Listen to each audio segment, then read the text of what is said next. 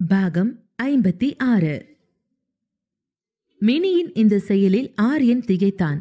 எதுவும் புரியாமல் தலையை கலைத்துக் கொண்டே என்னாச்சு இவளுக்கு என்று புலம்பியபடி மீண்டும் கதவை தட்ட ஆரம்பித்தான். 3-4 முறை தட்டிய பின் கதவை திறந்த மினி, இங்க என்ன பண்றீங்க என்று கேட்டாள். ஆரியன் இந்த முறை பதில் எதுவும் சொல்லாமல் கதவை முழுவதுமாக திறந்தான்.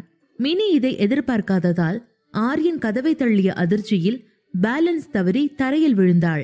ஆரியன் வேகமாக உள்ளே சென்று மினிக்கு உதவி செய்ய அவனது கையை நீட்ட, பிளீஸ் இனி என்ன தொடாதீங்க, என் கிட்ட கூட வராதீங்க என்று கோபத்தோடு அவனை தடுத்தாள் மினி. மினி, நான் ஒன்ன பார்க்கத்தான் என்று ஆரியன் ஏதோ சொல்ல போக மினி எழுந்து அவனை இடைமறித்து, நீங்க முதல்ல இங்கிருந்து கிளம்புங்க. ஆச்சி எப்ப பார்த்தாலும் என்கிட்ட மட்டும்தான் விஷயத்த சொல்வாங்களா? உங்ககிட்ட சொல்ல மாட்டாங்களா? அமெரிக்கால இருந்து வந்திருக்கிற உங்க சொந்தக்காரங்க ஊருக்கு போற வரைக்கும் நாம பேசிக்க கூடாதுன்னு ஆச்சி சொன்னாங்க.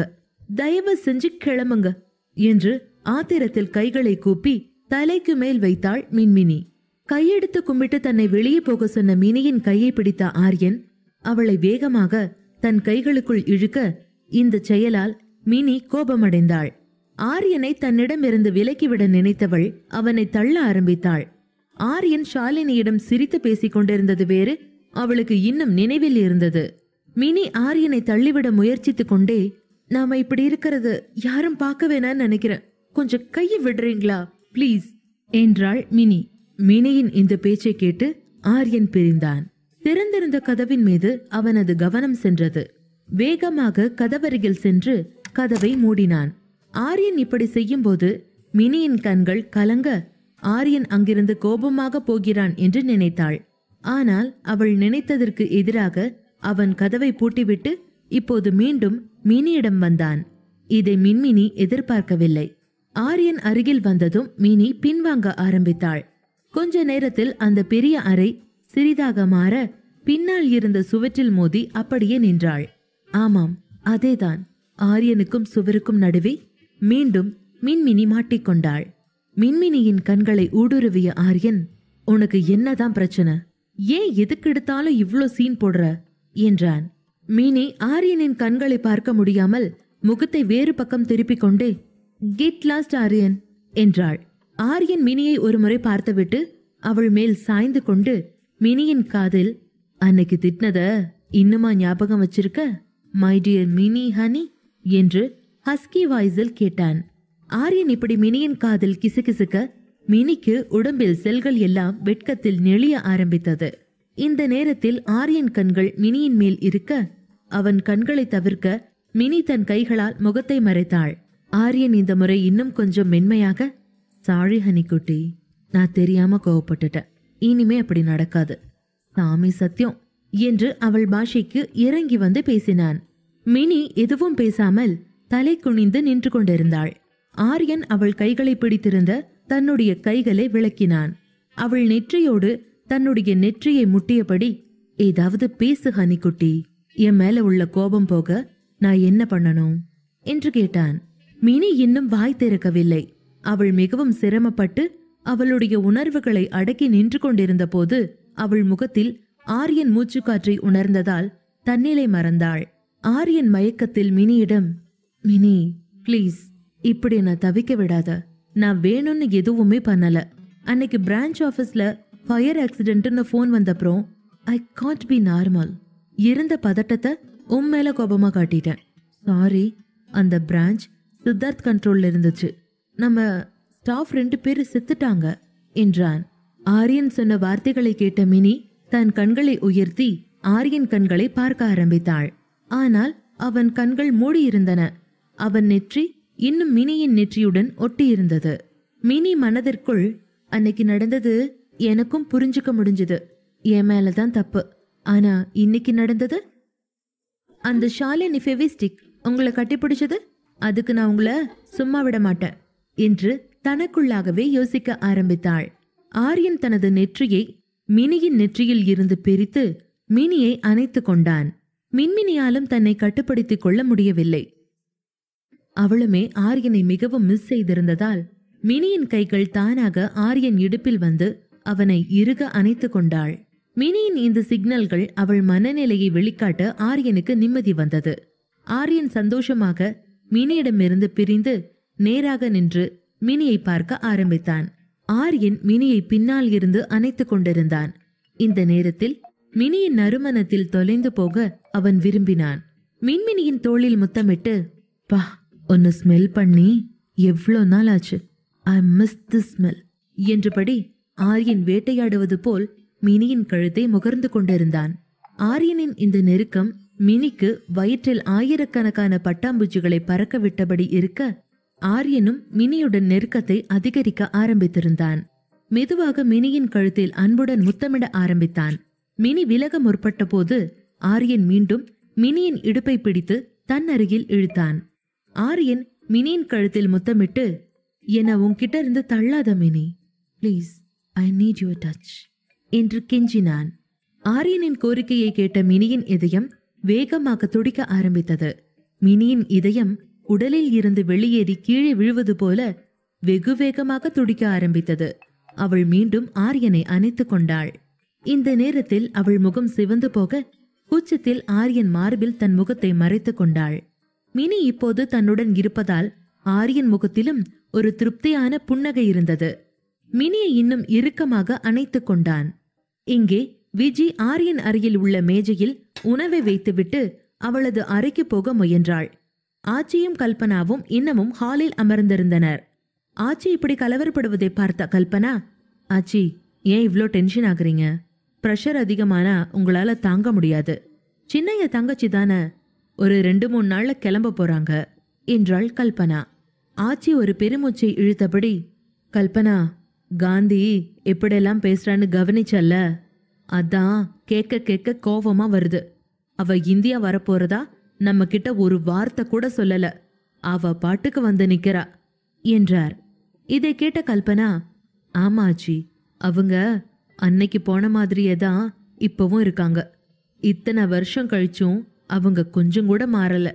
அமெரிக்கா வாழ்க்கை அவங்கள கொஞ்சம் கூட பக்குவப்படுத்தல என்றாள்.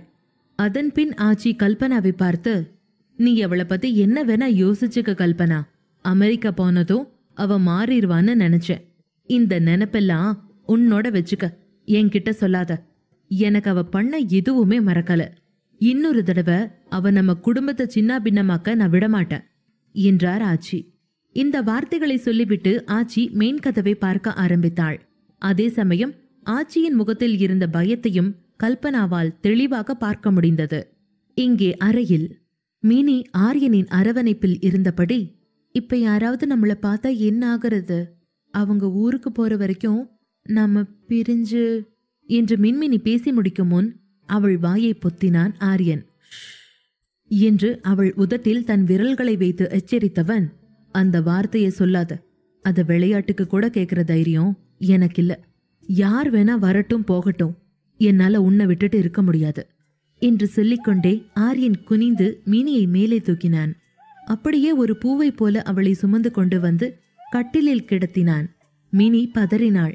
யாராவது வந்துருவாங்க, ஆச்சி வேணான்னு சொல்லிருக்காங்க என்று பதட்டத்தில் பாதி பாதியாக பேசிக் கொண்டிருந்தாள் மினி. ஆரியன் இதை கேட்டுக்கொண்டே அவளை கட்டிலில் இருந்து வாரி எடுத்து அவன் மேல் போட்டுக்கொண்டான்.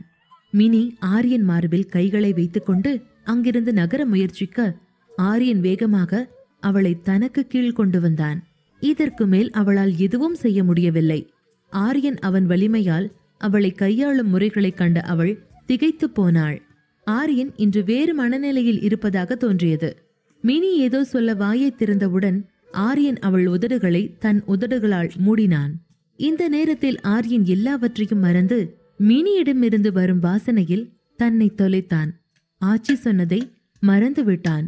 கொஞ்ச நேரத்திற்குள் ஆரியன் இத்தனை நாள் தாகம் தணிப்பது போல மினியை மிகவும் ஆவேசமாக முத்தமிட ஆரம்பித்தான். ஆரியன் அவளை மிகவும் உணர்ச்சியுடன் முத்தமிட்டதால் மினிக்கு மூச்சு விடுவதில் சிரமம் ஏற்பட்டது.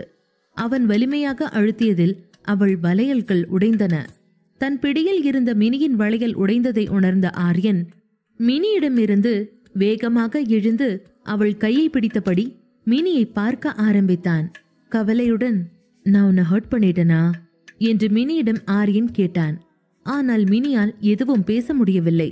ஆரியன் அவளை முத்தமிட்டதால் அவள் முகமும் உதடுகளும் சிவந்து போயிருந்தன.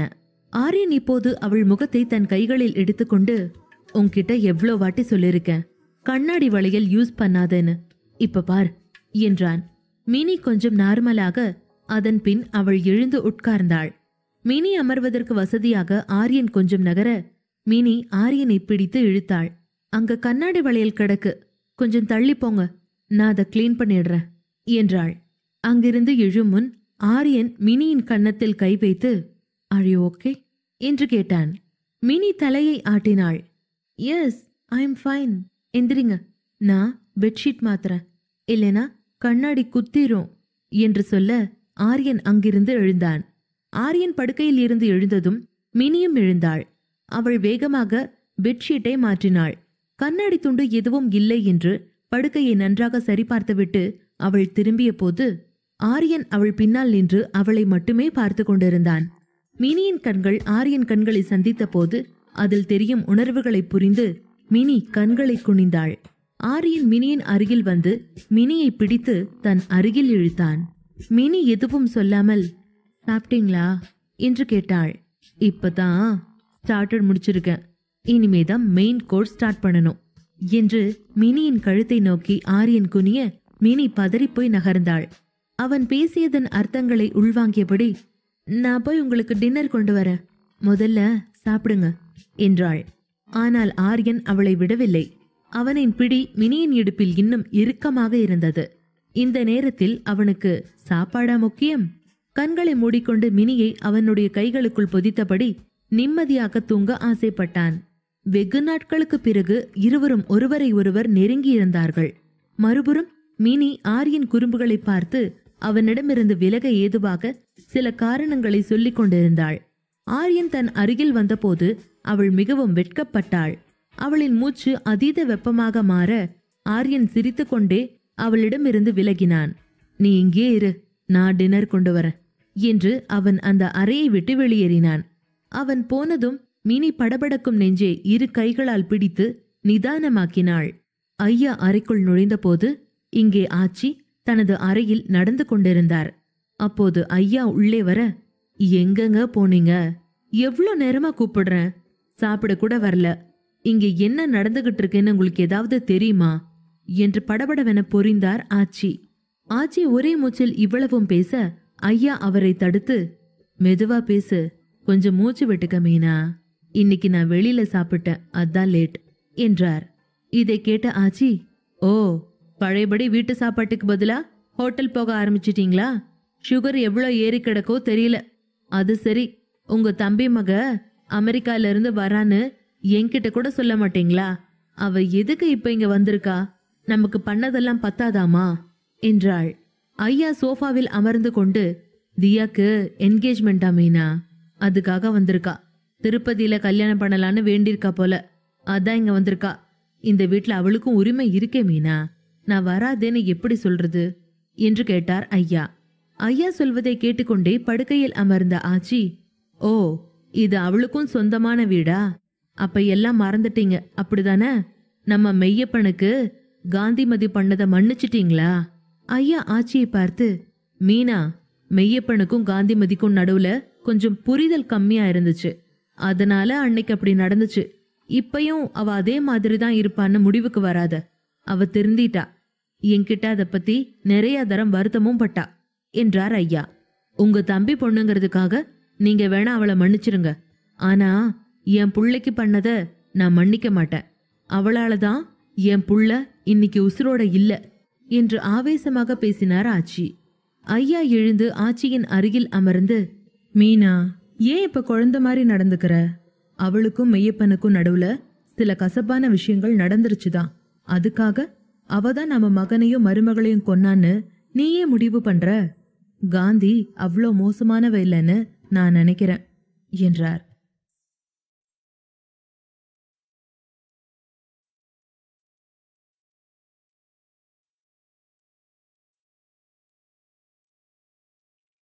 பாகம் 57. ஆச்சி கோபமாக தோளில் இருந்த ஐயாவின் கையை உதறிவிட்டு, என்னமோ பண்ணுங்க, ஆனா இந்த முறை காந்திமதி பழையபடி ஏதாவது ட்ரை பண்ணினா அப்புறம் உண்டு இல்லைன்னு பண்ணிடுவேன், அது மட்டும் ஞாபகத்துல வச்சுக்கோங்க என்று சொல்லிவிட்டு முகத்தை திருப்பிக் கொண்ட ஆச்சி அதன் பின் ஏதோ ஞாபகம் வந்தவர் போல ஐயாவிடம் திரும்பி, ஆரியன் மினி கல்யாணத்தை காந்திமதி குடும்பத்துக்கு சொல்ல வேணாம் என்றார் ஆச்சி. ஐயா அவரது வார்த்தைகளை கேட்டு ஆச்சரியப்பட்டு, என்ன சொல்ற மீனா? ஆரியனும் மினியும் ஒரே ரூம்ல இருக்காங்க. காந்திமதி பாதாளத்துல இருக்கிற விஷயங்களையே கொடைஞ்சு எடுத்து உண்மையை கண்டுபிடிச்சிருவா. இதை எப்படி மறைக்க முடியும்னு நினைக்கிற என்று கேட்டார். அதற்கு ஆச்சி, அதெல்லாம் தெரிஞ்சுதான் மினிய வேற ரூமுக்கு மாத்திட்டேன். ஆரியனை மினிய விட்டு விலகி இருக்கணும்னு சொல்லியிருக்கேன். எப்படியும் 2-3 நாள்ல கிளம்பிடுவாங்க தானே, சமாளிச்சுக்கலாம் என்றார் ஆச்சி. அதை கேட்ட ஐயா ஆச்சியை பார்த்து, காந்தி கிளம்ப குறைஞ்சது 2 வாரம் ஆகும் மீனா. அது வரைக்கும் ஆரியனும் மினியும் தனித்தனியா இருக்கணுமா? சின்ன ஜிருசுகளை ரொம்ப கஷ்டப்படுத்தாத மீனா. எதுக்கு கல்யாணத்தை ரகசியமா வச்சுக்க நினைக்கிற என்றார் ஐயா. ஆச்சி தனது கருத்தை ஐயாவிடம் விளக்க விரும்பினார். ஆனால் ஐயா அதை கேட்காமல் தொடர்ந்து, ஆமா, 2 பேருக்கும் கல்யாணம் ஆகி எவ்வளோ நாள் ஆயிருக்கு. அதுல பாதி நாள் அவன் பிசினஸ் விஷயமா வெளியூர் போயிட்டான். மீதி நாள்ல நீ எதுக்கு இந்த தடை உத்தரவை போடுற? இது சரியில்லைன்னு எனக்கு படுது மீனா என்று சொன்னார். ஆச்சி இப்போது படுக்கையில் தன் இடத்தில் படுத்துக் கொண்டார். அவள் கண்களை மூடிக்கொண்டு, மின்மினிதான் அவனோட பொண்டாட்டின்னு ஆரியன் என்னைக்கு எல்லாரும் முன்னாடியும் சொல்றானோ அன்னையில இருந்துதான் அவங்க ஒரிஜினல் லைஃப் ஆரம்பிக்க போகுது. அது வரைக்கும் நீங்க கொஞ்சம் சும்மா இருங்க. இந்த விஷயத்த காந்திமதி கிட்ட சொல்லாம இருக்கிறது தான் இவங்க 2 பேருக்கும் நல்லதுன்னு நான் சொன்னா அது ஏன்னு புரிஞ்சுக்கங்க என்றார். ஆச்சியின் பேச்சை கேட்டு எரிச்சலுடன், நீ பேசுறது சரியா இல்ல மீனா. நிச்சயம் இதனால பெரிய பிரச்சனை வரப்போகுது. நீ வேணா பாரு என்றார். இப்போது ஆச்சி மௌனமாக இருக்க அவரது மௌனத்தை பார்த்த ஐயா எழுந்து உடை மாற்ற சென்றார். ஐயா போன உடனே பாத்ரூம் வாசலையே பார்த்த ஆச்சி அங்கிருந்து திரும்பி படுத்துக் கொண்டார். உங்களுக்கு என்ன புரிஞ்சாலும் புரியலைனாலும் ஆரியன் கல்யாணமாகி செட்டில் ஆகிட்டாங்கிற விஷயத்த நான் காந்திமதிக்கு தெரிய விட மாட்டேன். தெரிஞ்சா என் மருமகளை உயிரோட எரிச்ச மாதிரி என் பேரன் பேத்தியையும் அவ ஏதாவது பண்ணிருவா. அதுக்கு நான் விட மாட்டேன் என்று தனக்குத்தானே பேசிக்கொண்டார். அறையில் ஆரியன் மற்றும் மின்மினி இருவரும் ஒன்றாக இரவு உணவு சாப்பிட்டனர். அதன் பிறகு மின்மினி சாப்பாட்டு தட்டை எடுத்துச் செல்ல ஆரியன் அவள் கையை பிடித்துக்கொண்டு, சீக்கிரம் வா பேப், முடிக்க வேண்டிய வேலை நிறைய இருக்கு என்றான். மின்மினி சரி என்று தலையசைத்துவிட்டு அவசரமாக அறையை விட்டு வெளியேறினாள்.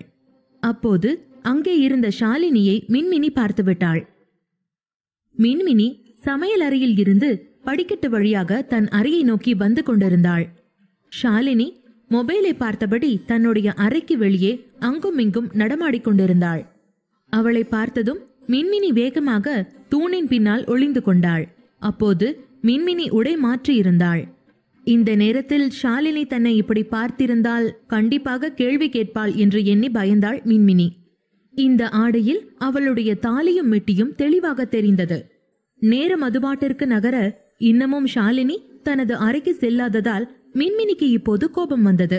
அவளால் மின்மினியும் தூணுக்கு பின் இருந்து நகர முடியவில்லை. அவளை பார்த்து கொண்டே, ச்ச, வீட்ல கூட்டம் ஜாஸ்தி ஆயிடுச்சு, ஒவ்வொரு விஷயத்தையும் பார்த்து பார்த்து பண்ண வேண்டியிருக்கு என்று புலம்பினாள். சிறிது நேரம் கழித்து ஷாலினி தனது அறைக்கு சென்றாள். மின்மினியும் அவள் செல்வதை பார்த்து வேகமாக தன் அறையை நோக்கி ஓடி வந்தாள். மின்மினி அறைக்குள் நுழைந்த போது ஆரியன் படுக்கையில் இல்லை. ஏற்கனவே ஷாலினியை பார்த்ததுமே மின்மினிக்கு மூட் அப்செட் ஆகியிருந்தது. இப்போது அறையில் ஆரியனை காணாததால் மின்மினிக்கு கோபம் வந்தது. அவளுக்கு சரியாய் அந்த நேரம் பார்த்து ஷாலினி மற்றும் ஆரியன் இருவரும் ஒருவரை ஒருவர் அணைத்து கொண்ட விதம் நினைவுக்கு வந்தது. கோபமான மின்மினி தன் அறையை உள்ளுக்குள் லாக் செய்துவிட்டு தன் துப்பட்டாவை அவள் அருகில் கிடந்த சோஃபாவில் வீசினாள். அறையின் விளக்கை அணைத்துவிட்டு கட்டிலில் படுத்தாள். அப்போது பார்த்து குளியல் அறையின் கதவு திறக்கப்பட்டதும் தான் மின்மினிக்கு ஆரியன் பாத்ரூமில் இருந்தது தெரிய வந்தது. ஆனால் தான் விழித்திருப்பதை காட்டிக்கொள்ளாமல் வேண்டுமென்றே கண்களை மூடிக்கொண்டு தூங்குவது போல அவள் அமைதியாக படுத்திருந்தாள். ஆரியன் மெதுவாக அவள் அருகில் படுத்து மின்மினியை அணைத்து கொண்டு, ஓய் ஃப்ராடு, அதுக்குள்ள தூங்கிட்டியா? நடிக்காத, நான் உன்னோட இந்த ட்ரிக்க ரொம்ப நாள் முன்னாடியே கண்டுபிடிச்சிட்டேன் என்றான். மின்மினி ஆரியனின் கைகளை தன் இடுப்பில் இருந்து விலக்கி கொஞ்சம் கோபத்தோடு, போய் உங்க ரூம்ல தூங்க வேண்டியது தானே? இல்லைனா அந்த மிஸ் யூனிவர்ஸ் மாடல் இருக்கால, அவளை கட்டி பிடிச்சு தூங்க வேண்டியது தானே? இங்க என்ன பண்றீங்க? கிளம்புங்க என்றாள் ஆரியனிடம். மின்மினியின் வார்த்தைகளை கேட்ட ஆரியனுக்கு எதுவும் புரியவில்லை. இதுவரைக்கும் எல்லாம் நல்லா தானே போய்கிட்டு இருந்தது, திடீர்னு இவளுக்கு என்ன ஆச்சு என்று யோசித்தவன் மின்மினியின் முகத்தை தன் பக்கம் திருப்பிக் கொண்டு, மிஸ் யூனிவர்ஸா? அது யாரு? நான் ஏன் உனக்கு பதிலா அவளை கட்டிப்பிடிச்சு தூங்கணும் என்று கேட்டான். மின்மினி அவனை அவளிடமிருந்து விலக்கிக் கொண்டே, அந்த ஹை ஹீல்ஸ் ஃபெவிஸ்டிக்க கீழே டைனிங் டேபிள் கிட்ட நீங்க கட்டிப்பிடிக்கல? நான் என் 2 கண்ணால பார்த்தேன் என்றாள் பொறாமை தெரிக்க. மின்மினியின் பேச்சை கேட்டு ஒரு நிமிடம் யோசிக்க ஆரம்பித்தான் ஆரியன். அப்போதுதான் ஷாலினியை கட்டிப்பிடித்தது நினைவுக்கு வந்தது. என்று கண்களை இறுக மூடி திறந்தான். ஓ, பொசசிவ் ஆயிற்றியா மினி என்று தனக்குள்ளாக சிரித்தான். ஆரியன் முகத்தில் இப்போது மின்மினியை பார்த்ததும் ஒரு புன்னகை மலர்ந்தது. அவன் மின்மினியின் அருகில் வந்து, பொறாமப்படுறியா மின்மினி? உன் ஸ்மார்ட் ஹஸ்பண்ட ஹக் பண்ண ஷாலினிய பார்த்தா கோபமா வருதா என்று விளையாட்டாக கேட்டான். மின்மினி ஆரியன் சட்டையை பிடித்து தன் அருகில் இழுத்து, ஆமா, ரொம்ப பொறாமையா இருக்கு. அவளை தான் கட்டிப்பிடிக்கணும்னா போய் பிடிச்சுக்கோங்க. யார் வேணான்னு சொன்னா? இன்னொரு பொண்ணை ஹக் பண்ண ஒருத்தர எனக்கு பிடிக்காது. அவளை கட்டிப்பிடிச்ச அதே ஆளை நானும் கட்டிப்பிடிச்சுக்கணும்னு ஒரு அவசியமும் இல்ல என்று ஆத்திரம் தீர இறைந்தாள். மின்மினியின் இந்த கோபமான வார்த்தைகளை கேட்டு அதிர்ந்தான் ஆரியன். அவனுடைய அழகான குட்டி ஏஞ்சல் இன்று அவனிடம் மிகவும் கோபமாக இருக்கிறாள். இப்போது என்ன செய்வது என்று யோசித்த ஆரியன் இப்போது தொண்டையை சிறுமியபடி, ஹனி, அவ என் ஸ்கூல்மேட், ரொம்ப நாள் கழிச்சு மீட் பண்ணோம். That's a friendly hug. இது கூடவா உனக்கு தெரியல என்றபடி ஆரியன் மின்மினியின் கைகளில் இருந்த தன்னுடைய டி-ஷர்ட்டை விலக்கினான். அவ எப்படி மினி என்ன நிம்மதிப்படுத்துவா? என்ன நிம்மதியா வச்சுக்க உன்னால மட்டும்தானே முடியும். நான் உன்கிட்ட ஏற்கனவே சொல்லியிருக்கேன்ல, உன்னை என் கைக்குள்ள வச்சுக்கிட்டாதான் எனக்கு நிம்மதி கிடைக்குது என்றான். மின்மினி இதை கேட்டுவிட்டு, லயர், சீட்டர், இதெல்லாம் யாராச்சும் ஈவா இருப்பா, அவகிட்ட போய் சொல்லுங்க என்றாள். ஆரியன் சிரித்துக்கொண்டே மின்மினியின் கன்னத்தை பிடித்து அழுத்தமாக முத்தமிட்டு, சரி, இனிமே நான் ஷாலினிய ஹக் பண்ணல, சாரி என்றான். மின்மினி அவன் பேச்சை கேட்டு முகத்தை வேறு பக்கம் திருப்பினாள். ஆரியன் சிரித்துக்கொண்டே அவள் காதருகில் வந்து மெதுவாக சொன்னான், இப்ப நீ என்கிட்ட பேசலனா நான் நிஜமாவே ஷாலினி கிட்ட போய் அவளை கட்டி பிடிச்சு தூங்கிடுவேன் என்றான். மின்மினி ஆரியனின் கன்னத்தில் பளார் என்று அரைந்து, சரி போய்க்கங்க, எனக்கு என்ன, என்கிட்ட இனிமே வரவே கூடாது, அவ்வளோதான் எனக்கு வேணும் என்றாள். சொல்லும் போதே அவள் கண்களில் நீர் துளித்தது. ஆரியன் அடி வாங்கிய அவன் கன்னத்தை பிடித்துக்கொண்டு மின்மினியையே பார்த்து கொண்டிருந்தான். அதன் பின் திடீரென்று ஆரியன் ஒரே அடியில் மின்மினியை அவனுக்கு கீழே தள்ளி அழுத்தி தன் கைகளால் அவளது கைகளை பிடித்து கொண்டு, என்ன மிஸ்ஸஸ் ஆரியன், கை ரொம்பவே நீளுது. That's a harsh slap. I am going to punish you for that. இப்படி சொல்லிக்கொண்டே ஆரியன் தன் உதடுகளை மின்மினியின் உதடுகளுக்கு அருகில் கொண்டு வர ஆரம்பித்தான். அவன் தன் உதடுகளை மின்மினியின் உதடுகளின் மேல் வைத்தான். ஆனால் அவன் அவளை மேலும் முத்தமிடுவதற்குள் மின்மினி ஆரியனின் கீழ் உதட்டை கடித்தாள். ஆரியன் வலியில் முணங்கியபடி வேகமாக மின்மினியிடம் இருந்து விலகி அவள் அருகில் படுத்து கொண்டான். அவன் உதடுகளை தொட்டு, ஓ மை காட், இப்ப கடிக்க வேற பழகிட்டியா மினி என்று முனகினான். மின்மினி ஆரியனை பார்த்து சிரித்தபடி, இப்பவும் ஷாலினிய பார்க்க போவீங்க என்று நக்கலாக கேட்க ஆரியன் முகத்தை பரிதாபமாக வைத்துக்கொண்டு, இல்ல தாயே, இனிமே நான் எங்கேயும் போகல, யாரையும் பார்க்கல, செத்தாலும் உன் கையால தான் நான் சாகணும் என்றான். இதை கேட்ட மினி சிரிக்க ஆரம்பித்தாள். ஆரியன் அந்த வாய்ப்பை பயன்படுத்தி கொண்டு அவளை தன் அருகில் இழுத்து கொண்டு, இப்ப சொல்லு, உன்னை நான் எங்க கடிக்கணும் என்று கேட்க ஆரியன் பேச்சை கேட்டு அப்படியே மௌனமானாள் மின்மினி. ஆரியன் மின்மினியின் கண்களையே பார்த்து கொண்டிருந்தான். ஆனால் மின்மினியின் கண்கள் ஆரியனின் உதடுகளில் இருந்தது.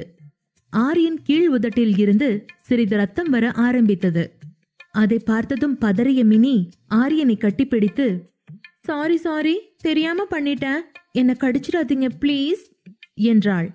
ஆரியன் மின்மினியை இன்னும் கொஞ்சம் கிண்டல் செய்ய வேண்டும் என்று நினைத்தான்.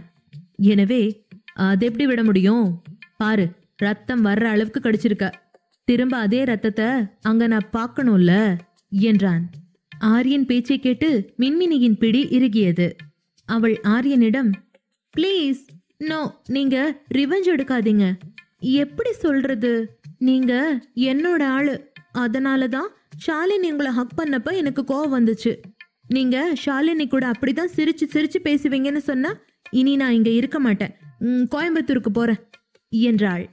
சொல்லிய மின்மினியின் கண்களில் கண்ணீர் பெருகியது. அதை பார்த்த ஆரியன் முகம் மாறினான். ஹே, என்ன நீ எதுக்கெடுத்தாலும் அழற? அவ என் ஸ்கூல்மேட். எனக்கு மட்டும் இல்ல, சித்தார்த்துக்கும் அவதான் ஃப்ரெண்டு.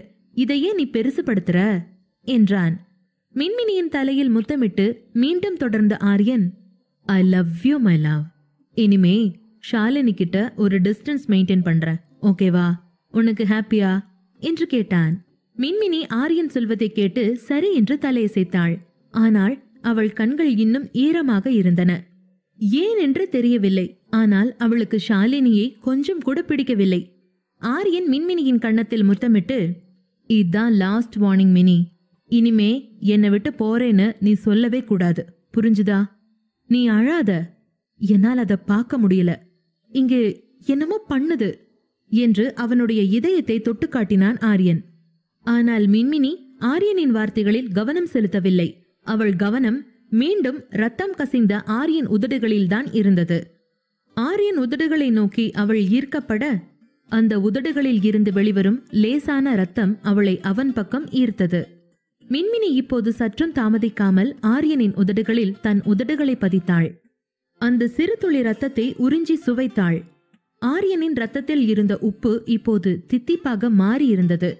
இதை எதிர்பார்க்காத ஆரியன் ஷாக் ஆகி மின்மினியை பார்க்க, அதன் பின் மின்மினி தான் தன்னுடைய எல்லைகளை மீறியதை உணர்ந்தாள். ஆரியனிடம் இருந்து சரக்கென விலகினாள். அப்படி பார்க்காதீங்க ஆரியன், எல்லாம் நீங்க கத்து கொடுத்ததுதான். நானா ஒன்னும் கெட்டு போகல, நீங்க தான் என்ன கெடுத்து வச்சிருக்கீங்க என்றாள். மின்மினியின் பேச்சை கேட்ட ஆரியன் புன்னகையுடன் மின்மினியிடம், ஓ குட், பட் நீ இன்னும் முழுசா கெட்டு போகலையே என்று ஏக்கமாக கேட்க, மின்மினி அவன் சொல்வதை கேட்டு ஆரியனின் கண்களை பார்க்க ஆரம்பித்தாள். ஆரியனும் மின்மினியின் ஈரக்கண்களை பார்க்க ஆரம்பித்தான். மின்மினி இன்னும் கொஞ்சம் முகத்தை உயர்த்தி மீண்டும் ஆரியனின் உதடுகளை தன் உதடுகளால் தொட்டாள். ஆரியன் அவளுக்கு சொல்லிக் கொடுத்த முத்தத்தின் வித்தைகளை அவனுக்கே திரும்ப தந்து கொண்டிருந்தாள் மின்மினி. ஆரியனுக்கு மினி முதலாக இப்படி தன்னிடம் அத்துமீறுவது பிடித்திருந்தது. மின்மினியின் உதடுகளுக்கு லாலிபப் ஆகியிருந்தது ஆரியனின் உதடுகள். சந்தோஷத்தில் மினியின் முதுகை வருடி கொடுத்தான் ஆரியன். ஆனால் லாலிபாப் சுவைத்த சிறு குழந்தை அப்படியே அதை வாயில் வைத்தபடி தூங்கி போவதைப் போல முத்தமிட்ட கொஞ்ச நேரத்தில் மினி மொத்தமாக தூங்கி போயிருந்தாள். மின்மினியை அப்படி பார்த்த ஆரியனுக்கு சிரிப்பு வந்தது. மின்மினியை சரியாக தூங்க வைத்து போர்வையால் நன்றாக மூடினான். ஆரியன் மின்மினியின் நெற்றியில் அன்புடன் முத்தமிட்டு அவளையே பார்க்க ஆரம்பித்தான். இந்த தருணம் ஆரியனுக்கு போதும் என்று தோன்றியது. அவனுக்கு மிகவும் நிம்மதியாக இருந்தது. மின்மினி அவன் கைகளுக்குள் இருந்தாள். அதற்காகத்தான் அவன் ஏங்கிக் கொண்டும் இருந்தான். நான் என்னைக்கும் உனக்கு மட்டும்தான் மினி, உன்னை தவிர வேற யாருக்கும் நான் கிடைக்க மாட்டேன் என்றான். ஆரியன் கண்கள் இன்னும் மின்மினியின் மீதே இருந்தது. அவளை எவ்வளவு நேரம் பார்த்தாலும் அவனுக்கு போதவே இல்லை. மின்மினியின் கையை எடுத்து முத்தமிட்டான். பிறகு அவளை அணைத்துக் கொண்டு தூங்க ஆரம்பித்தான். மின்மினி காலையில் எழுந்ததும் ஆரியன் தன் அருகில் இல்லாததை அவள் கவனித்தாள். அதனால் மின்மினியின் முகத்தில் ஒரு சோகம் சூழ்ந்தது. ஆரியன் அருகில் இல்லாத வெறுமையை அவளால் தாங்கிக் கொள்ள முடியவில்லை. அழுகை வந்தது. எழுந்து அமர்ந்து போனை தேடினாள். அதில் ஆரியன் அவளை பலமுறை அழைத்தது தெரிய வந்தது. அந்த அழைப்புகளின் நேரத்தை சரிபார்த்த போது அவை நேற்றைய அழைப்புகள் என்று தெரிய வந்தது. அமைதியாக எழுந்து பாத்ரூம் சென்றாள். இந்த அழையா விருந்தாளிகள் ஊருக்கு போகும் வரை இந்த சிறு பறவை இனி தனியாகத்தான் கூடடைய வேண்டும்.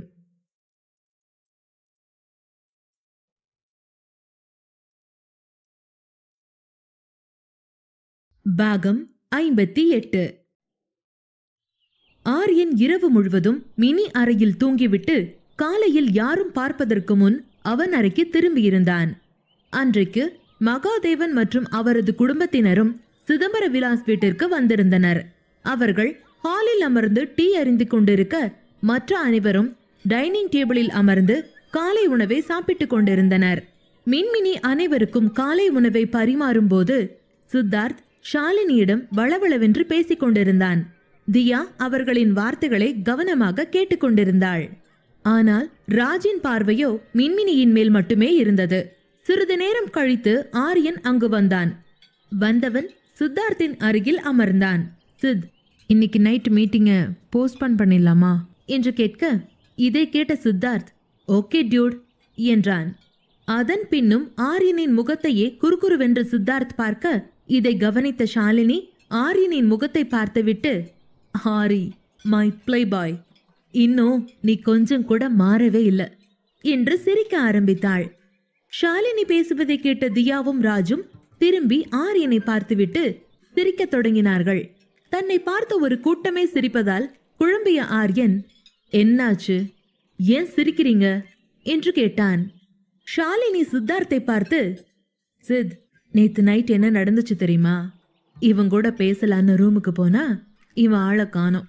அது ஏன்னு இப்பதான் எனக்கு புரியுது என்றாள். காஃபி குடித்து கொண்டிருந்த ஆரியனுக்கு புறையேறியது. காஃபி குடிப்பதை நிறுத்தினான். அவன் மினியுடன் இருந்ததை அவள் பார்த்திருப்பாளோ என்று யோசித்தான். ஷாலினி விடாமல், அவன் இன்னுமா மாறல? ஒரே மாதிரி வாழ உனக்கு போர் அடிக்கலையா ஆரி? இன்னுமா இந்த கேர்ள்ஸ் வீக்னஸ் ஒன்னு விட்டு போகல என்று கேட்டாள். ஷாலினியின் இந்த பேச்சை கேட்டு உற்சாகம் அடைந்த தியா, நிஜமாவா ஷாலு? ஆரி அவரோட ஸ்கூல் டேஸ்ல பெரிய பிளே பாயா என்று கேட்டாள். அதற்கு ஷாலினி தலையை அசைத்து, ஏய் தியா, அவன் சீனியர் பொண்ணுங்களை கூட விட்டு வைக்க மாட்டான் எல்லாரி என்று கிண்டல் செய்தாள். டைனிங் டேபிளில் அனைவருக்கும் உணவு பரிமாறிக்கொண்டிருந்த மின்மினிக்கு இதை கேட்டதும் ஆத்திரமாக வந்தது. ஆரியன் தட்டில் உணவை வைக்காமல் பேசாமல் நின்று கொண்டிருந்தாள். ஆரியனும் சித்தார்த்தும் இதை பார்த்து கொஞ்சம் ஷாக் ஆனார்கள். ஆரியனை பார்த்து மெதுவாக சிரித்த சித்தார்த், மவனே நீ மாட்னடா, இன்னையோட நீ காலி என்றான். அடுத்து ஷாலினி ஏதோ சொல்ல வாயெடுக்க, இப்ப எதுக்கு என் ஸ்கூல் டேஸ் எல்லாம் பத்தி பேசிட்டு இருக்க ஷாலு? அதெல்லாம் 12 வருஷத்துக்கு முன்னாடி நடந்த கதை. வேற ஏதாவது நல்லதா பேசுவோமே என்றான் பரிதாபமான குரலில். மறுபுறம் தியா இதை கண்டு கொள்ளாமல், ஷாலு இன்ட்ரெஸ்டிங்கா இருக்கு, நீ கண்டினியூ பண்ணு என்றாள். ஷாலினி சிரித்து கொண்டே, சித், லைப்ரரி ரூம்ல கையும் களவுமா மாட்டினானே ஆரி, உனக்கு ஞாபகம் இருக்கா என்று கேட்டாள். இதை கேட்ட சித்தார்த் தன்னை மறந்து ஸ்கூல் நாட்களுக்குள் ஞாபகத்தை செலுத்தி, ஆமா ஷாலு, ஞாபகம் இருக்கு, நாம எல்லாரும் சேர்ந்து இவனை காப்பாத்தினோம் என்றான். சித்தார்த் மேலும் ஏதோ பேச வாயெடுக்கையில் ஆரியன் சத்தமாக இரும ஆரம்பித்தான். அதை கேட்ட சித்தார்த் மௌனமானான். அதற்கு மேல் ஆரியன் பேச விடமாட்டான் என்பது புரிந்தது. அவனுமே மின்மினி அங்கிருப்பதை மறந்துவிட்டான். ஆனால் ஷாலினி விடவில்லை. ஸ்கூல் பீப்புள் லீடர் மாதிரி இவன் ஸ்கூல் கேர்ள்ஸ் கிரஷ்ல லீடர். ஒரு பொண்ணு விடாம எல்லாரும் இவனை தான் சுத்தி சுத்தி வருவாங்க. சித்தான் பாவம், அவனை பார்க்க யாருமே இருக்க மாட்டாங்க என்றவள், அது ஏன் சித், உன்னை எந்த பொண்ணுங்களும் பார்க்கல என்று கேட்டாள். இதை கேட்ட சித்தார்த், என் நல்ல நேரம், எந்த பொண்ணும் என்ன திரும்பி கூட பார்க்கல. பார்த்திருந்தா நீ நீவா கிட்ட என்னை இப்படித்தான் மாட்டி விட்டிருந்திருப்ப என்று தனக்குள் முணுமுணுத்து கொண்டான். ஆரியன் கையில் ஷாலினி தனியாக கிடைத்தால் அவளை கொன்றே விட வேண்டும் என்கிற அளவுக்கு அவள் மீது ஆரியனுக்கு கோபம் வந்தது. ச்சே, இந்த அவமானம் நமக்கு தேவையா? கம்முன்னு பிரேக்ஃபாஸ்ட ஆபீஸ்லயே ஆர்டர் பண்ணி சாப்பிட்டிருந்திருக்கலாம் என்று நினைத்து கொண்டே, சித், ஆபீஸ் கிளம்பலாமா என்றான். சித்தார்த்தம் இதற்காகவே காத்திருந்தவன் போல வேகமாக எழுந்து, போலான் டியூட் என்றான். ஆரியன் அங்கிருந்து கிளம்பும் முன் தன்னையே பார்த்து கொண்டிருந்த மின்மினியை ஒரு முறை பார்த்தான். அதன் பின் அவள் கண்களை சந்திக்க திராணி இல்லாமல் ஆரியன் வேகமாக அங்கிருந்து கிளம்பினான். இருவரும் வேக வேகமாக வெளியேறுவதை பார்த்து சிரிக்க ஆரம்பித்த ஷாலினி தியாவிடம், பாத்தியா, இவனுக்கு சீக்ரெட்ஸ் எல்லாம் வெளியே வருதுன்னு தெரிஞ்சதும் ஓடிட்டானுங்க என்றாள். இதை கேட்ட தியாவும் ராஜும் சிரிக்க ஆரம்பித்தனர்.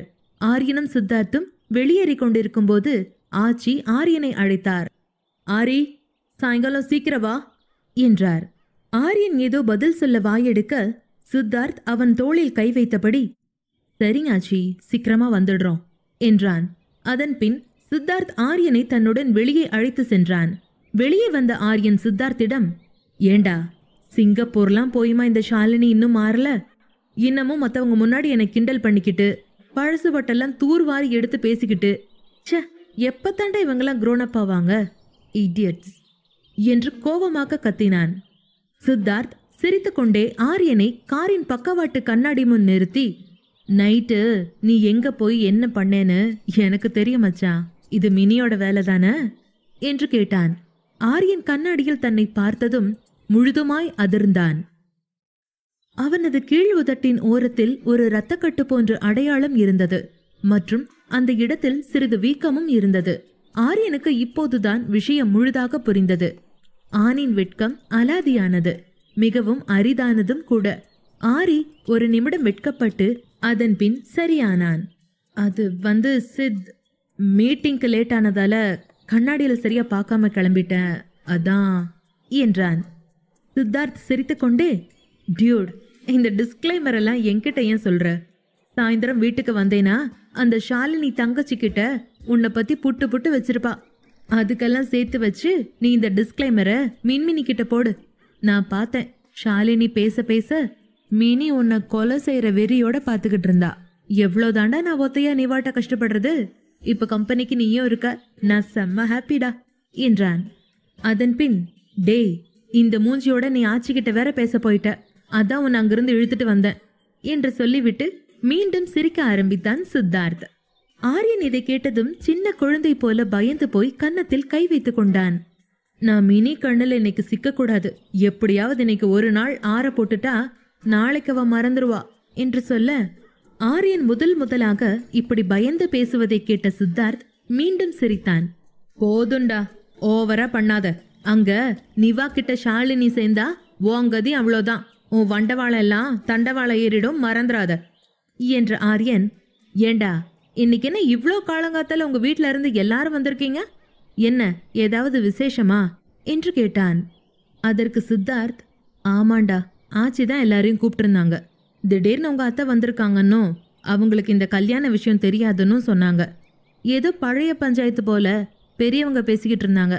நான் பாதியில சாப்பிட டைனிங் டேபிளுக்கு வந்துட்டேன் என்றான் சித்தார்த். ஆரியன் சித்தார்த் சொல்வதை கேட்டுவிட்டு அதற்கு எந்த ரியாக்ஷனும் தரவில்லை. கண்ணாடியில் அவன் உதடுகளை பார்த்துவிட்டு, இன்னைக்கு நான் எப்படி மீட்டிங் அட்டன் பண்ணுவேன், எல்லாரும் இதை பாப்பாங்களே என்றான்.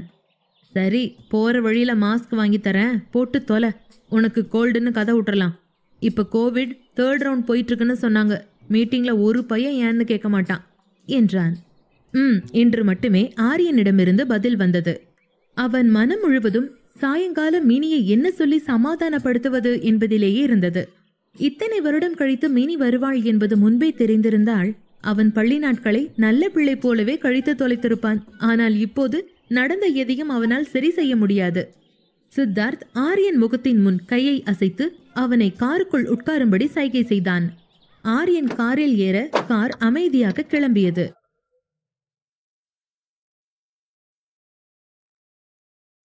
இங்கு சிதம்பர விலாஸ் வீட்டில் மகாதேவன் மற்றும் ஐயா ஆகியோர் சித்தார்த் தந்தையுடன் புறப்பட்டனர்.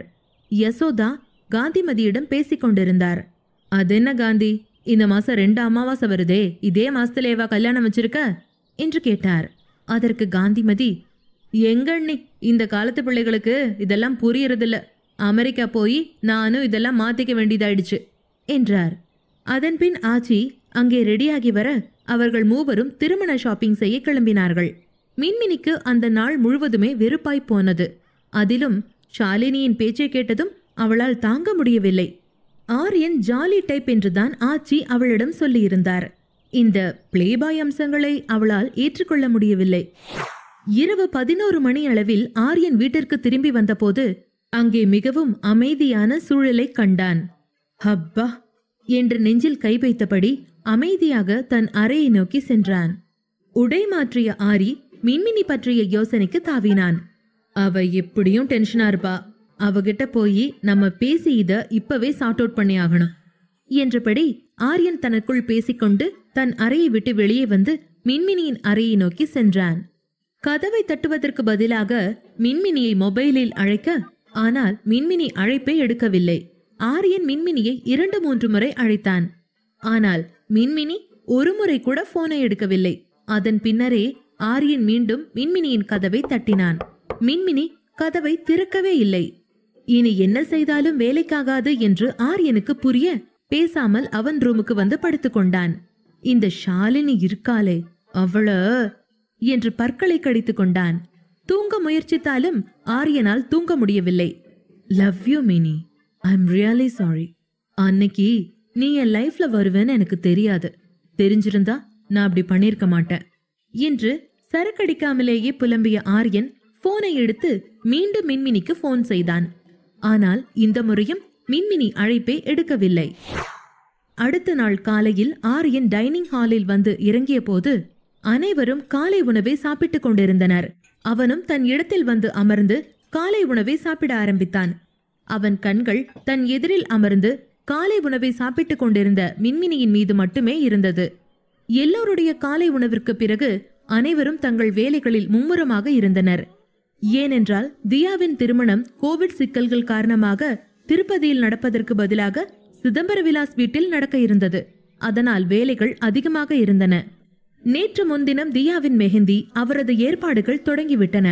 மின்மினி இன்று கல்லூரிக்கு செல்ல வேண்டியிருந்ததால் அவள் விரைவாக கல்லூரிக்கு கிளம்பினாள். மின்மினி வெளியே செல்வதை பார்த்த ஆரியன் அவளை வேகமாக பின்தொடர்ந்தான். ஆரியன் மின்மினியின் பின்னால் சென்று அவள் கையை பிடித்தான். மின்மினி திரும்பியதும் ஆரியன் அவளை தன் அருகில் இழுத்து கொண்டான். அதன் காரணமாக மின்மினி நேராக ஆரியனின் மார்பின் மீது மோதினாள். பார்த்து வரமாட்டீங்களா என்று மின்மினி சலித்துக் கொண்டே விலகினாள். ஆரியன் மின்மினியின் இரு கைகளையும் பிடித்து இழுத்து அவளை தன் அருகில் இழுத்து கொண்டு, ஆமா, என்னால யாரையும் பார்க்க முடியல. ஏன் நைட்டு நீ என் கூட பேசல? என்னால நைட்டெல்லாம் தூங்கவே முடியல தெரியுமா என்றான். மின்மினி, ஆமா, எனக்கு உங்க கூட பேச பிடிக்கல, அதான் போன் எடுக்கல. நேத்து சீக்கிரம் வர சொல்லி ஆச்சி சொன்னாங்க தானே, நீங்க ஏன் வரல? நான் எவ்வளோ நேரம் உங்களுக்காக வெயிட் பண்ணேன்னு தெரியுமா? என்ன விடுங்க, என் ஃப்ரெண்ட் எனக்காக வெயிட் பண்ணுவா, நான் காலேஜுக்கு போகணும் என்று சொல்லிக்கொண்டே மின்மினி ஆரியனை தள்ளிவிட்டு வேகமாக தன் காரை நோக்கி ஓடினாள். ஷாலினி சொன்ன வார்த்தைகள் தான் மின்மினியின் கோபத்திற்கு காரணம் என்பதை புரிந்து கொண்ட ஆரியன் மின்மினி செல்வதை பார்த்து கொண்டே இருந்தான். ஆரியனுக்கு இப்போது ஷாலினி மீது கோபம் வந்தது. அதே கோபத்தோடு காரில் ஏறி கிளம்பினான். ஆரியன் சென்றவுடன் அங்கிருந்த ஒரு மரத்தின் பின்னால் இருந்து ராஜ் வெளியே வந்தான். எதையோ சாதிக்கப் போகும் திருப்தி ராஜின் முகத்தில் இருந்தது. குரூரமான சிரிப்புடன் வீட்டிற்குள் போனான்.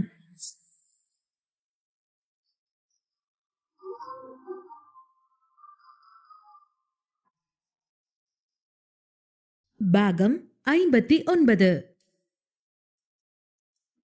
ஆரியன் அலுவலகத்தில் பிஸியாகிவிட கொஞ்ச நேரம் கழித்து சித்தார்த் ஆரியன் அறைக்கு வந்தான். மீட்டிங் எப்படி போச்சு என்று கேட்டான். ஆரியன் காஃபி பருகிக் கொண்டே, கான்ட்ராக்ட் சைன் பண்ணிட்டாங்க என்றான்.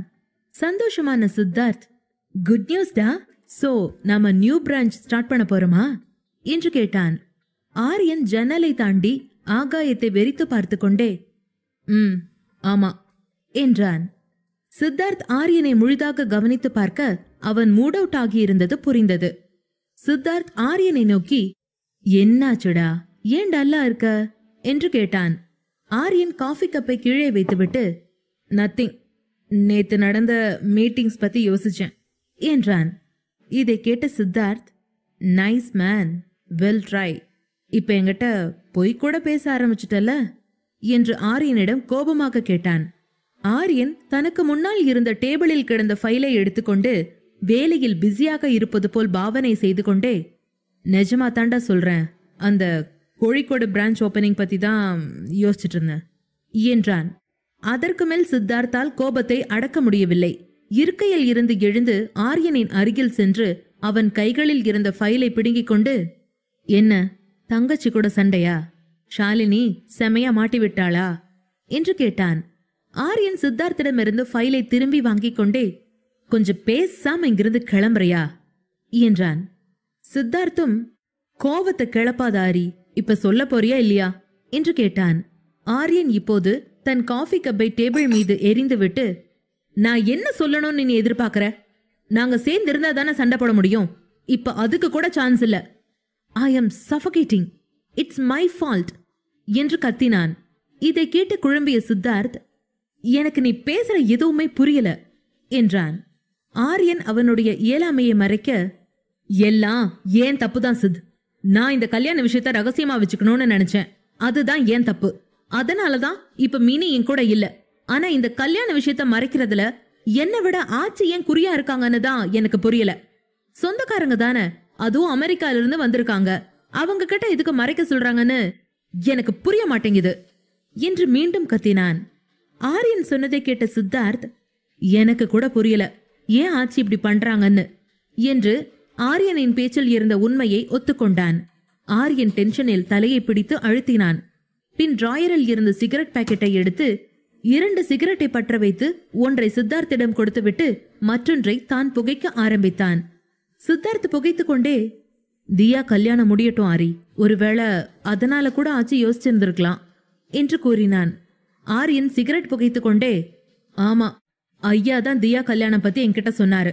அவ கல்யாணம் முடிஞ்ச அடுத்த நாளே நான் மினிய பத்தி சொல்லிட போறேன் என்றான். அதே நேரம் ஆரியனின் கேபின் கதவு திறக்கும் சத்தம் கேட்டது. ஆரியன் வருவது யார் என கதவை பார்த்தபோது ஐயா உள்ளே வந்து கொண்டிருப்பதை பார்த்தான். ஐயாவை பார்த்ததுமே ஆரியன் அவசரமாக சிகரெட்டை கீழே போட்டு அதை காலால் அணைத்து கொண்டே, ஐயா என்றான் மெல்லிய குரலில். ஆரியன் செய்ததை பார்த்து நிலைமையை உணர்ந்த சித்தார்த் அவனும் வேகமாக சிகரெட்டை தூக்கி எறிந்தான். இருவரின் இந்த செயலை பார்த்த ஐயாவுக்கு கோபம் வந்தது. அறை முழுவதும் சிகரெட் வாசனை வந்தது. ஐயா இருவரின் அருகிலும் வர ஆரம்பிக்க சித்தார்த் வாயிலிருந்து சிகரெட் புகையை முழுவதுமாக வெளியேற்றாமல் வாயில் கையை வைத்து இரும ஆரம்பித்தான்.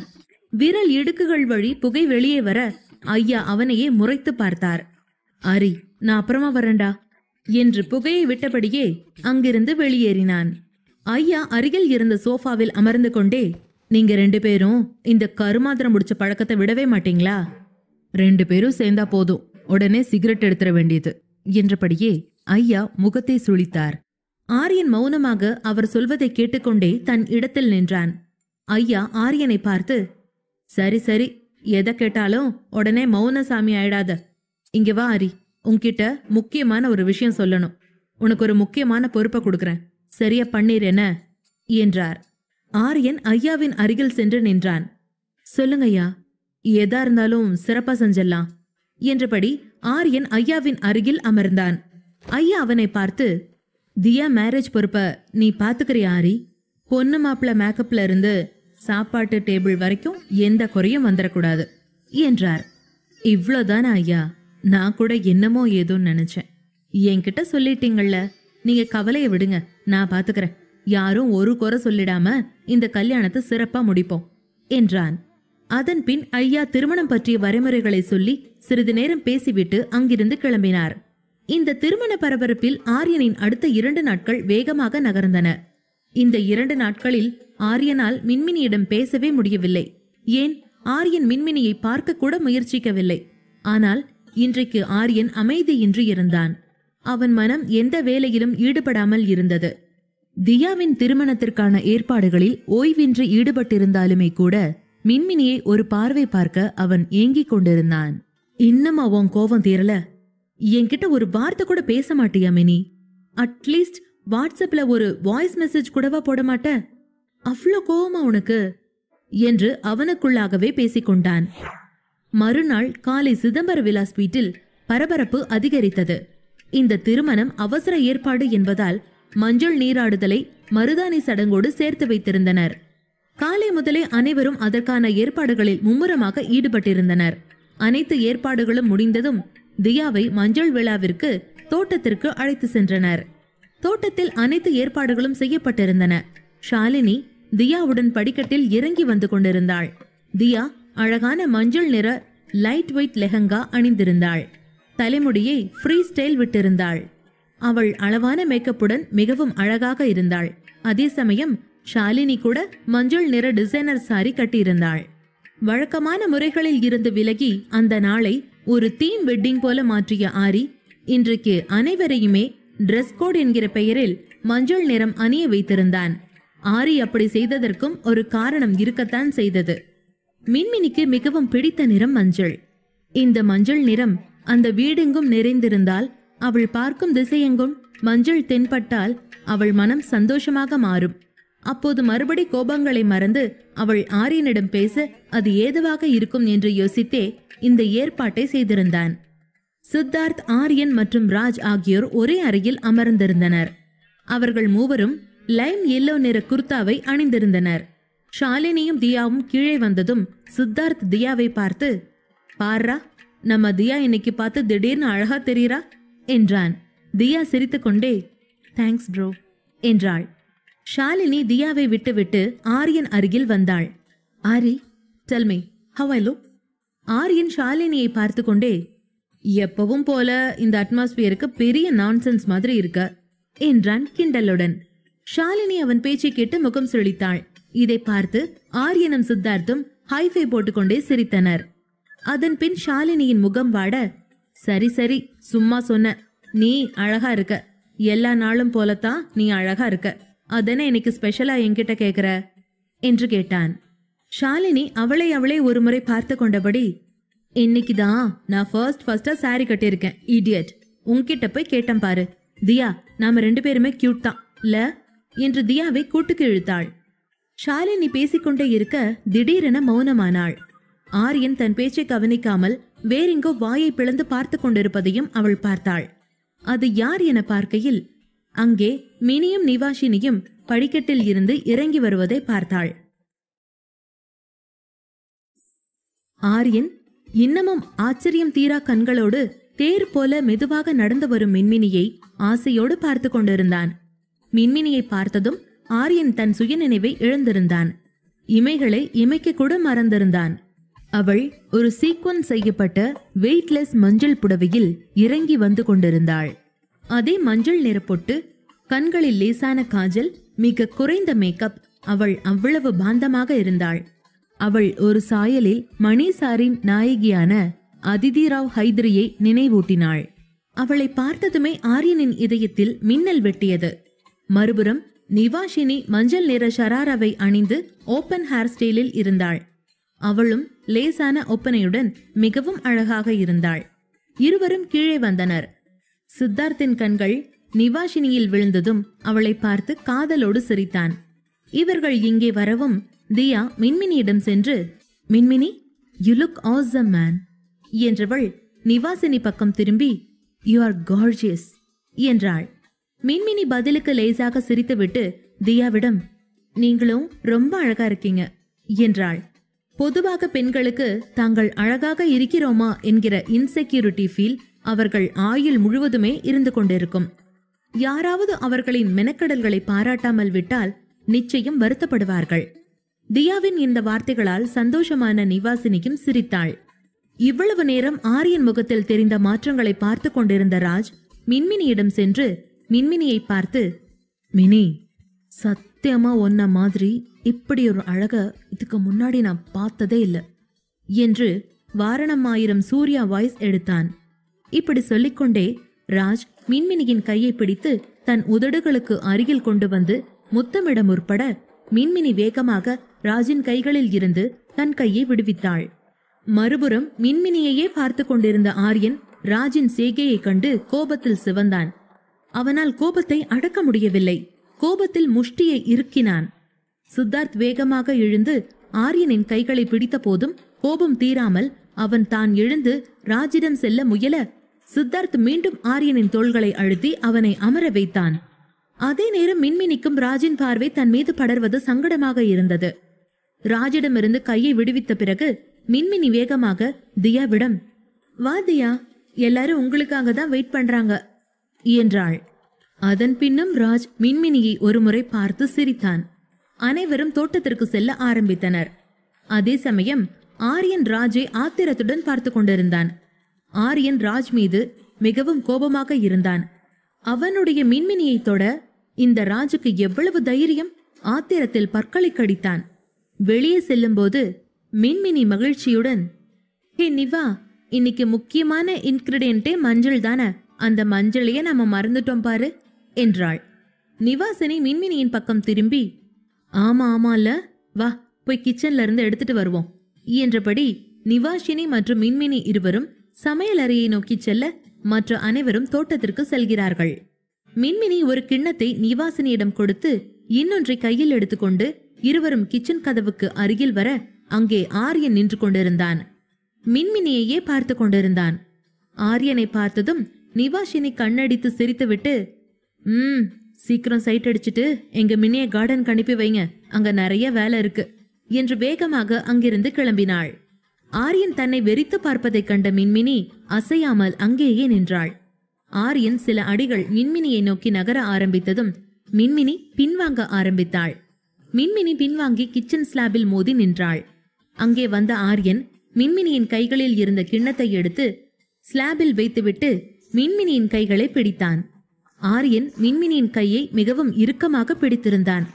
அதனால் மின்மினி தன் கையை அகற்ற முயன்று கொண்டே, எனக்கு வலிக்குது, கையை விடுங்க பிளீஸ் என்றாள்.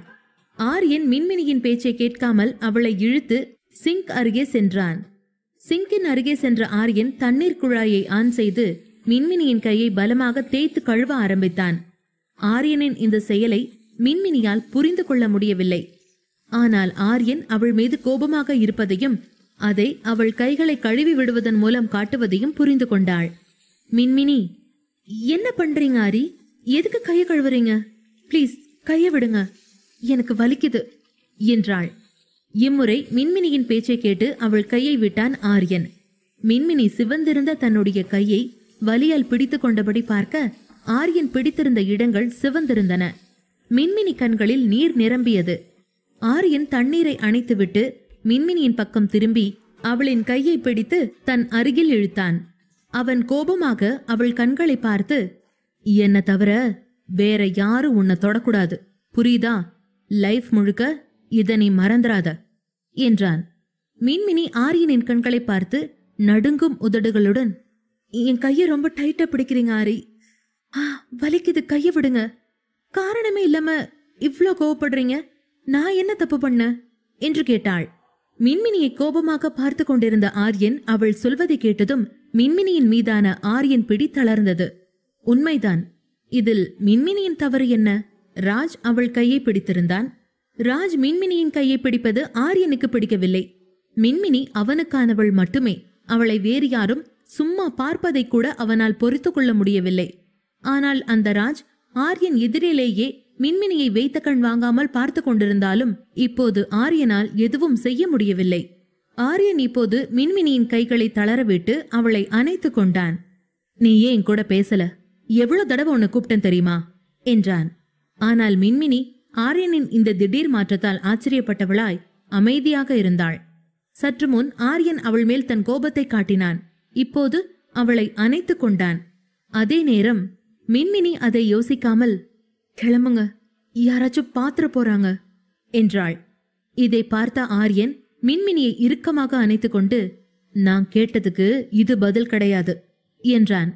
மின்மினி தலையை உயர்த்தி ஆரியன் கண்களை பார்த்து, உங்க கேள்விக்கெல்லாம் நான் பதில் சொல்ல மாட்டேன், நான் போனும், என்னை விடுங்க, அங்க எல்லாரும் என்ன தேடுவாங்க என்றாள். ஆரியன் மின்மினியின் நெற்றியில் தன் நெற்றியை வைத்து கண்களை மூடினான். சி, நீ ஏன் இப்படி 1000 வாலாவா வெடிக்கிறன்னு எனக்கு புரியாம இல்ல. நீ அந்த ஷாலினியை நம்புறியா இல்ல என்ன நம்ப போறியா என்று ஆரியன் இப்போது கண்களை திறந்து மினியை பார்த்து, என்ன நடந்திருக்கும், யார்கிட்ட தப்புன்னு ஒரு தடவையாவது என்கிட்ட கேட்கணும்னு உனக்கு இப்ப வரைக்கும் தோணலல்ல? யாராச்சும் என்னை பத்தி தப்பா சொன்னா உடனே நம்பிருவியா? நான் அதை செஞ்சனா இல்லையான்னு என் பக்க நியாயத்தை நீ கேட்க மாட்டியா மினி? என் லைஃப்ல இதுவரைக்கும் எனக்கு லவ்வர்னு யாருமே கிடையாது. என்னைக்குமே என் லவ்னா அது நீ மட்டும்தான்.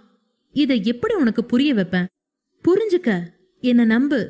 I swear on this universe என்றான். இந்த நேரத்தில் மின்மினியின் கைகள் ஆரியனின் மார்பில் இருந்தது. கண்கள் மூடி ஆரியனின் குரலை கேட்டுக்கொண்டிருந்த மினி, நான் ஒன்னு கேட்கட்டுமா? கேட்டா கோச்சுக்க மாட்டீங்களே என்றாள். ஆரியன் மின்மினியின் நெற்றியில் இருந்து தன்னுடைய நெற்றியை எடுத்து, சொல்லு மினி, எதுனாலும் கேளு, நான் சொல்றேன் என்றான். மின்மினி ஏதோ சொல்ல முற்பட்ட நேரம் சமையல் அறையை நோக்கி யாரோ வரும் காலடி சத்தம் கேட்டது. மின்மினி பதற்றத்துடன் ஆரியன் கண்களை பார்த்தாள். யாரோ வர்றாங்க. இப்ப நம்மள ஒன்னா பாத்துட்டாங்கன்னா தப்பாயிடும். இப்ப என்ன பண்றது என்றாள்.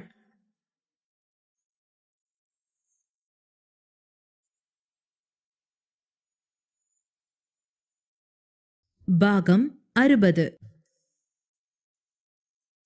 யாரோ வருகிற சப்தம் கேட்டு ஆரியன் விலகுவதற்குள் நிவாசினி சமையல் அறைக்கு வந்துவிட்டாள். கிச்சனுக்கு வந்த நிவாசினி ஆரியன் கைகளுக்குள் சிறைப்பட்டிருந்த மினியை பார்த்தாள். அதை பார்த்த நிவாசினி வேகமாக தன் கைகளால் கண்களை மூடிக்கொண்டு, சாரி, நான் எதையும் பார்க்கல. நான் இந்த மஞ்சள் கிண்ணத்தை எடுக்க வந்தேன். யூ கேரி ஆன் என்று சிரித்தபடி சொல்லிக்கொண்டே நிவாசினி தலை குனிந்து கிச்சன் ஸ்லாப் நோக்கி நகர்ந்தாள். நிவாசினியின் திடீர் வருகையால் மின்மினிக்கு வெட்கம் பொங்கியது. ஆரியனை தன்னிடம் இருந்து தள்ளிவிட்டு பிரிக்க முயன்றாள். ஆனால் ஆரியன் அவளை விட்டு விலக தயாராக இல்லை. மின்மினிக்கு இப்போது ஆரியன் மீது கோபமாக வந்தது. ஆரியனை பார்த்தபோது அவன் சிரித்து கொண்டிருந்தான். மஞ்சள் கிண்ணத்தை எடுத்துச் செல்கையில் நிவாசினி, மின்மினி, ஆச்சி நீ எங்கன்னு கேட்டுக்கிட்டே இருக்காங்க. நான் அவங்க கிட்ட என்ன சொல்லட்டும் என்று கேட்க, இந்த முறை ஆரியனை தன்னிடம் இருந்து முழுவதுமாக தள்ளிவிட்டு வேகமாக நிவாசினியிடம் சென்ற மின்மினி, ஆச்சி கிட்ட எதுவுமே சொல்ல வேணாம், நானே இப்போ கூட வரேன் என்றபடி அவளோடு நடக்க ஆரம்பித்தாள். நிவாசினி மின்மினியின் பக்கம் திரும்பி, இல்ல மினி, நீ இன்னும் கொஞ்ச நேரம் எங்க அண்ணன் கைக்குள்ள இருக்க ஆசைப்பட்டேனா இருந்துட்டு வாயேன். I can understand. ஆச்சிய நான் சமாளிச்சுக்கிறேன் என்று கிண்டலாக சொன்னாள்.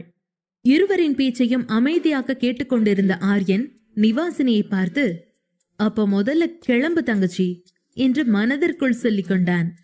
இங்கே மின்மினி நிவாசினி சொன்னதை கேட்டு வெட்கத்துடன் தலை குனிந்து, இல்ல வா நிவா, நம்ம கார்டனுக்கு போலாம் என்று சொல்லிக்கொண்டே நிவாசினியின் கைகளில் இருந்த கிண்ணத்தை எடுத்துக்கொண்டு முன்னால் சென்றாள் மின்மினி. நிவாசினி கிளம்பு முன் ஆரியனை பார்த்து நாக்கை கடித்து சிரித்து, சாரி ஆரியண்ணா, இது அவ சாய்ஸ் என்றாள். இருவரும் கிச்சனில் இருந்து வெளியே செல்ல ஆரியன் இப்போது தனியாக நின்றான். ஆரியன் சமையலறை கதவை பார்த்து கொண்டே, டே ஆரியா, கூடிய சீக்கிரம் ஹிமாலயாஸ் போக டிக்கெட் புக் பண்ணு. இந்த ஜென்மத்துல இந்த குட்டி ராட்சசி என்ன லவ் பண்ணவே போறதில்ல. அவ லவ்வுக்காக அடுத்த ஜென்மம் வரைக்கும் வெயிட் பண்ணி ஆகணும் போல. அது வரைக்கும் நான் டெஃபினட்டா சாமியாரா தான் போறேன் என்றபடியே அங்கிருந்து தோட்டத்திற்கு வந்தான். வந்தவன் சித்தார்த்தின் அருகில் வெளியே நின்றபடி எதிரில் நடக்கும் சடங்குகளை பார்த்து கொண்டிருந்தான். தன் அருகில் ஆரியன் நிற்பதை பார்த்த சித்தார்த் அவனிடம், எங்கடா போன, உன்னை ரொம்ப நேரமா காணுமே என்றான். அதை கேட்ட ஆரியன், ஒரு முக்கியமான போன் கால், அதான் பேச போன என்று சொல்ல சித்தார்த் கொஞ்சம் சிரித்து கொண்டே, ஓ முக்கியமான போன் கால், அதுவும் எனக்கு வராம உனக்கு மட்டும் வருதா என்ற சித்தார்த் ஆரியனை பார்த்து புன்னகைத்து, சரி சொல்றா, யாரா அது, உன் கோழிக்கோடு பிரான்ச் திறக்க கத்திரிக்கோள் கேட்டாங்களா என்றான். பல்லை காட்டிக் கொண்டிருந்த சித்தார்த்தின் கன்னத்தில் பட்டென அறைந்த ஆரியன், எல்லா பல்லையும் காட்டாத, நீ என்ன ஓட்டுறேன்னு இந்த ஊருக்கே தெரியணுமா என்று கேட்டான். அப்போது ஆரியன் அவன் எதிரில் வரும் நபரை பார்த்து கொண்டே, இந்த மாப்பிள்ளைய நான் எங்கேயோ பார்த்திருக்கேன், சிவசங்கர் தானே என்று கேட்டான். கன்னத்தில் கை வைத்து ஆரியனை பார்த்த சித்தார்த், ஆமா மச்சான், அது சிவசங்கரே தான், உன் ஆளு சௌமியாவோட அண்ணன் என்றான். இதை சொல்லிவிட்டு சித்தார்த் ஆரியனை பார்க்க ஆரியன் மீண்டும் கோபமாக அவனை பார்த்து கொண்டிருப்பதை கண்டான். சித்தார்த் அதை பார்த்து, சாரி, அவ ஆளு நீ, நான் மாத்தி சொல்லிட்டேன் என்றான். சித்தார்த் மேற்கொண்டு எதுவும் பேசுவதற்குள் ஆரியன் அவனை தடுத்து, காலையில குடிச்சிட்டு வந்திருக்கியா என்றான். இதை கேட்ட சித்தார்த் சிரித்து கொண்டே, நான் ஃபுல் கான்ஷியஸ்ல தான் பேசிட்டு இருக்கேன் என்றான். இதை கேட்ட ஆரியன், அப்புறம் எப்படி இவ்ளோ பேசுற, அதுவும் எனக்கு பிடிக்காதுன்னு தெரிஞ்சும் பேசுற என்று கேட்டான். ஆரியன் சொன்னதை கேட்ட சித்தார்த், நீ நம்பினாலும் நம்பாட்டாலும், உனக்கு பிடிச்சாலும் பிடிக்கலைனாலும் அவ உன்னை அப்படிதான் நினைக்கிறா. அங்க பாரு, அந்த சௌமியா உன்னை தேடிதான் இங்க வந்துகிட்டு இருக்கா என்றான். சித்தார்த் பேச்சை கேட்டு ஆரியன் திரும்பி பார்த்தபோது அங்கே சௌமியா இல்லை. அப்போது சித்தார்த் சிரித்துக்கொண்டே அங்கிருந்து ஓட, தன்னை ஏமாற்றிய சித்தார்த்தை அடிக்க அவன் பின்னால் ஓடிக்கொண்டிருந்தான் ஆரியன். தோட்டத்தில் மஞ்சள் நீராடுதல் விழா சிறப்பாக நடந்து முடிந்தது. அனைவரும் களைத்து போய் அவரவர் அறைகளுக்கு சென்றனர். நிவாசினிக்கும் மின்மினிக்கும் இன்னும் தோட்டத்தில் வேலை பாக்கி இருந்ததால் அதை செய்து கொண்டிருந்தனர். அப்போது ஆச்சி அவர்களிடம் வந்து இருவரையும் பார்த்து, இதெல்லாம் நம்ம ஆளுங்க பாத்துப்பாங்க மேனி, நீ வா, 2 பேரும் போய் ரெஸ்ட் எடுங்க. அடுத்தது மெஹந்தி போடுறாங்களாம். இதெல்லாம் நம்ம வழக்கத்துல இல்ல, ஆனா தியா ஆசைப்படுறா, அதனால பண்றோம். நீங்க போய் அதுக்குள்ள ரெடியாகுங்க என்றார் ஆச்சி.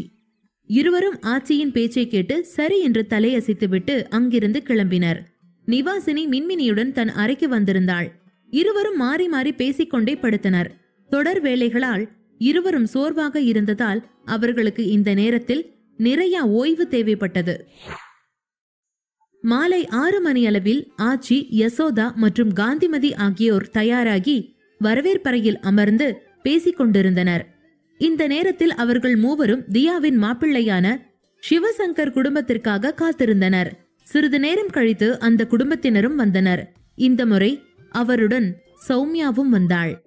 பகலில் சில வேலைகளில் மும்மரமாக இருந்ததால் மஞ்சள் நீராடும் விழாவில் அவள் கலந்து கொள்ளவில்லை. இந்த நேரத்தில் சௌமியாவின் கண்கள் வீடு முழுவதும் ஆரியனை தேடின. ஆச்சி மற்றும் காந்திமதி இருவரும் அவர்கள் குடும்பத்தை வரவேற்றனர். சிறிது நேரம் கழித்து தியா ஷாலினியுடன் கீழே வர சங்கரின் கண்கள் தியாவின் மேல் ஒரு கணம் தங்கியது. அடர் பச்சை நிற லெஹங்கா அணிந்திருந்தாள். அதில் அவள் மிகவும் அழகாக இருந்தாள்.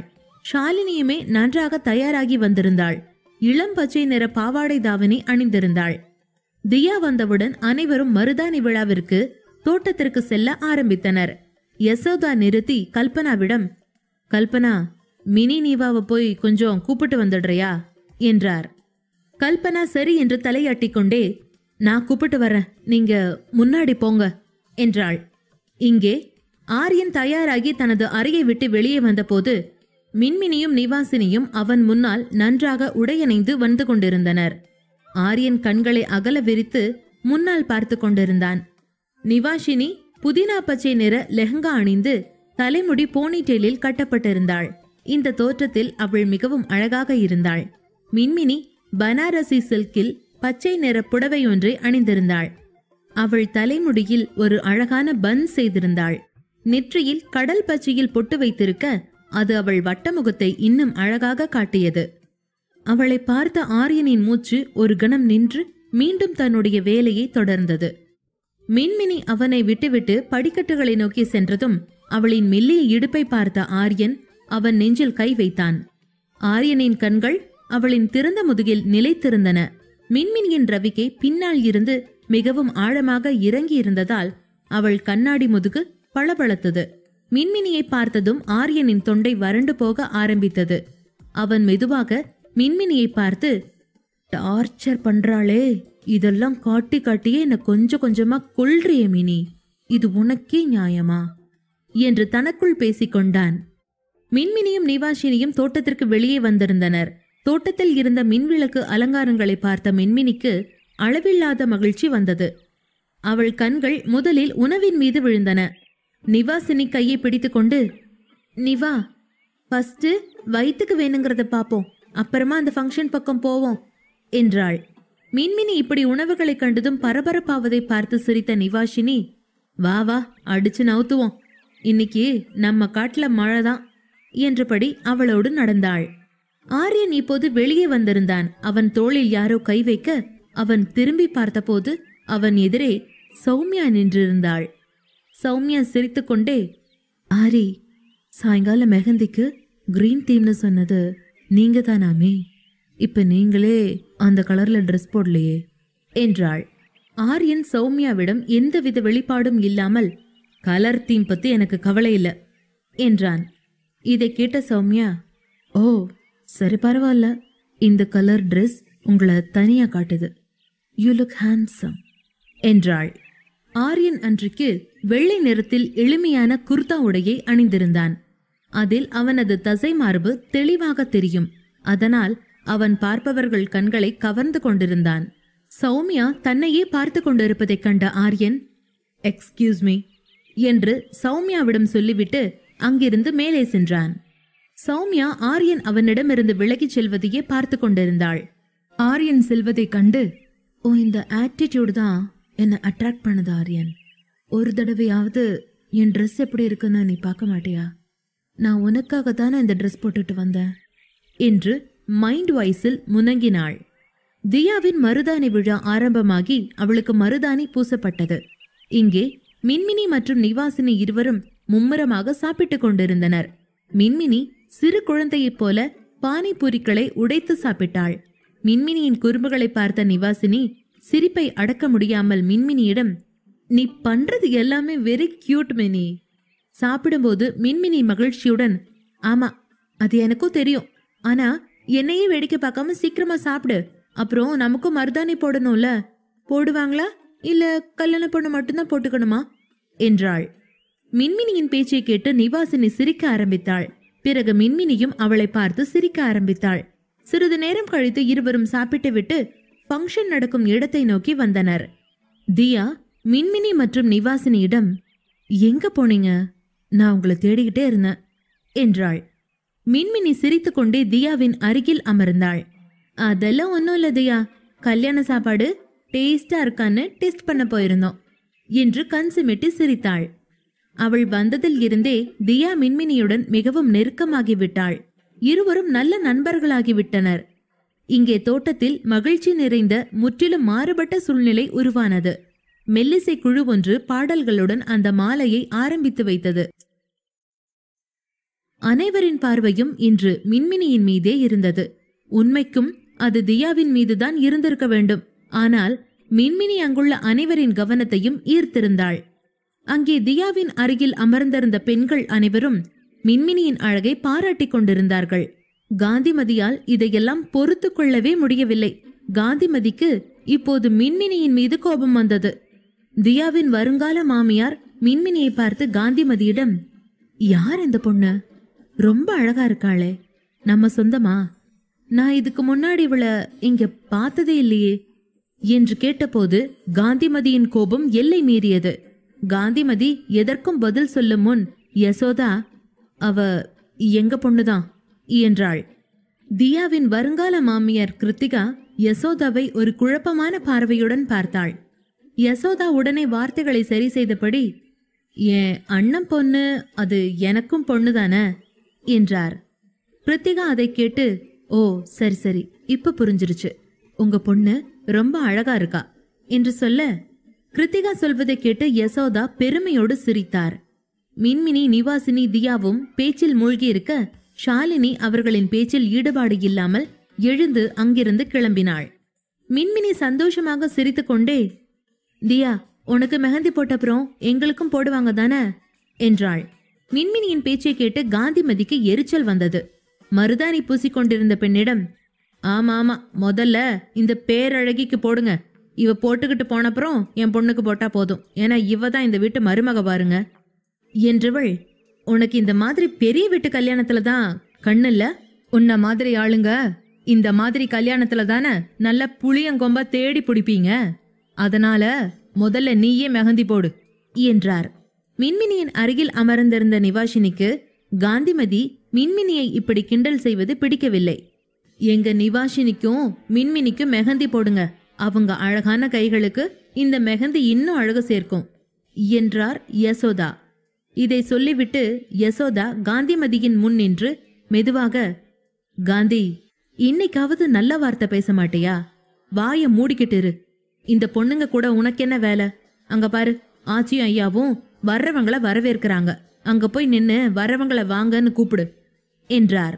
நிறுத்துங்க அண்ணி, எனக்கு ஒன்னும் எந்த அட்வைஸும் வேணாம் என கூறி அங்கிருந்து கிளம்பினாள் காந்திமதி.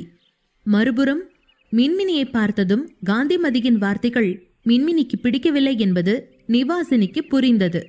மின்மினியின் மனநிலையை மேம்படுத்த மின்மினி கைகளை பார்த்து கொண்டிருந்த மருதாணி போடும் பெண்ணிடம், அவளுக்கு இந்த மெஹந்திக்குள்ள ரகசியமா ஆரியன்னு பேர் வேணுமா என்று ரகசியமாக சொன்னாள்.